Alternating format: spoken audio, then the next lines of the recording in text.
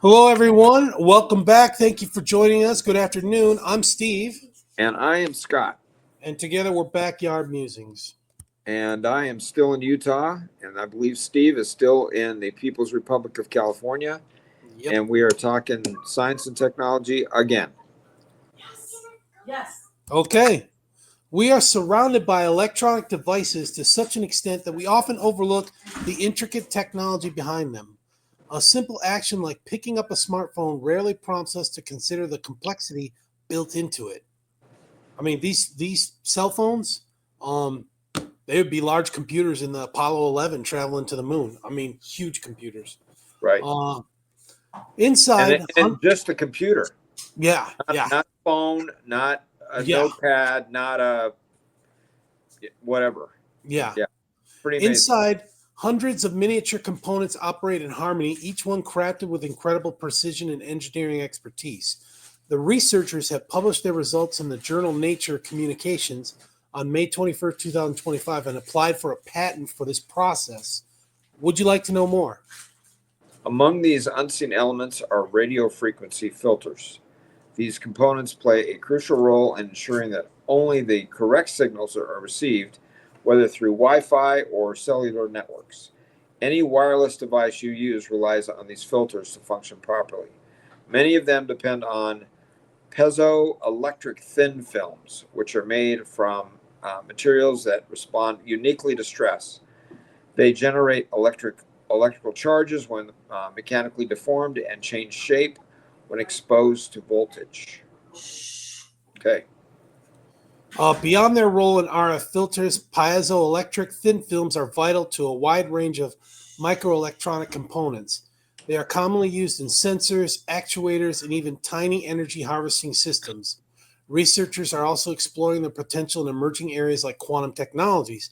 Which remains consistent across all these uses is the need for exceptional film quality.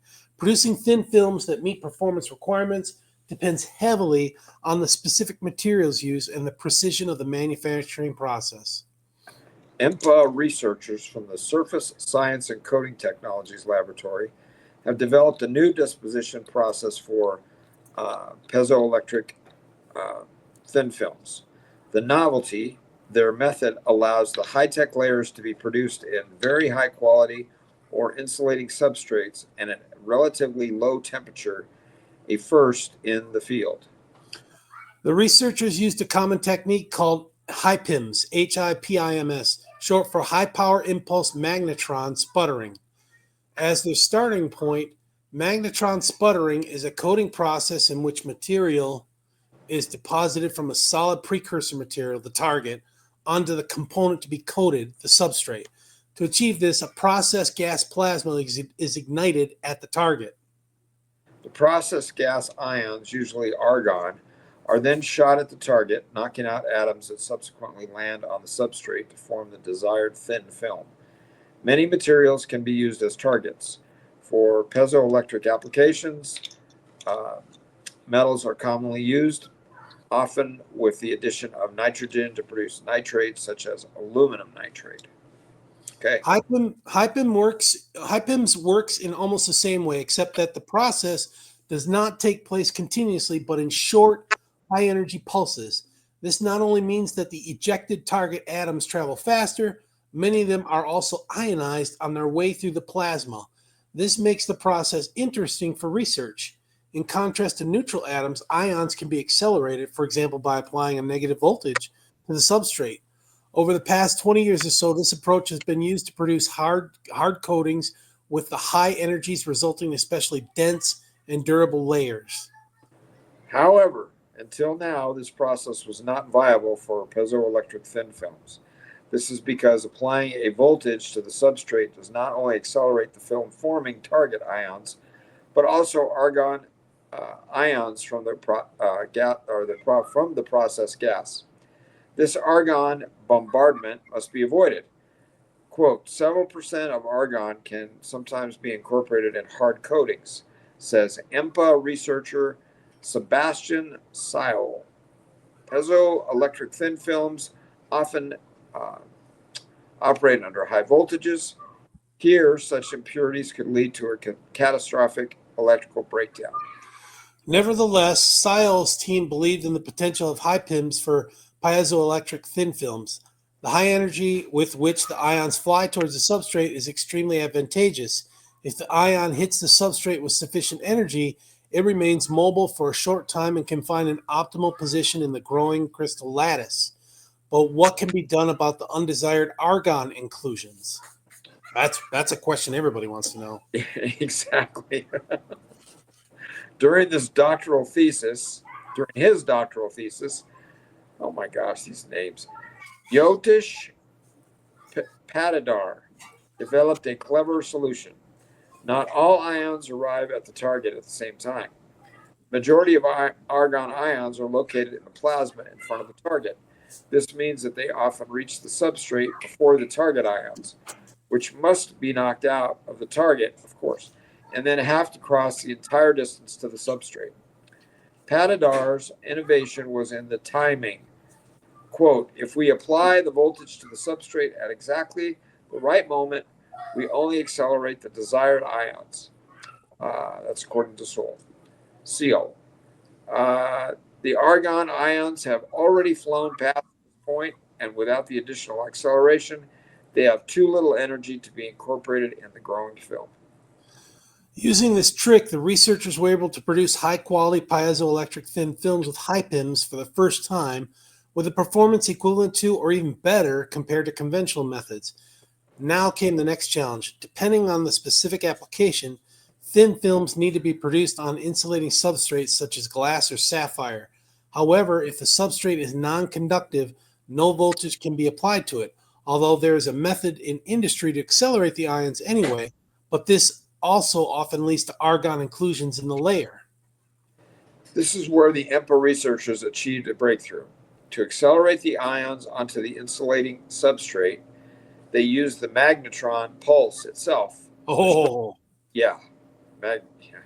Isn't that the name of that guy? why didn't I think of it? Yeah. Yeah.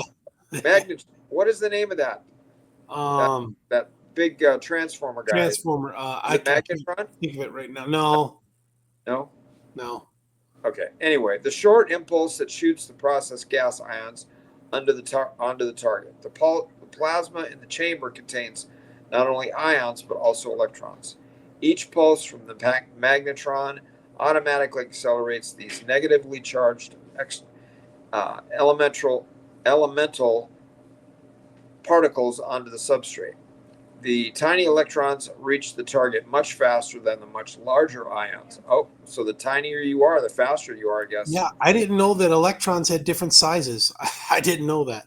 Normally, this electron shower is not relevant for the high PIMS process. However, when the electrons arrive at the substrate for a fraction of a second, they give it a negative charge, enough to accelerate the ions.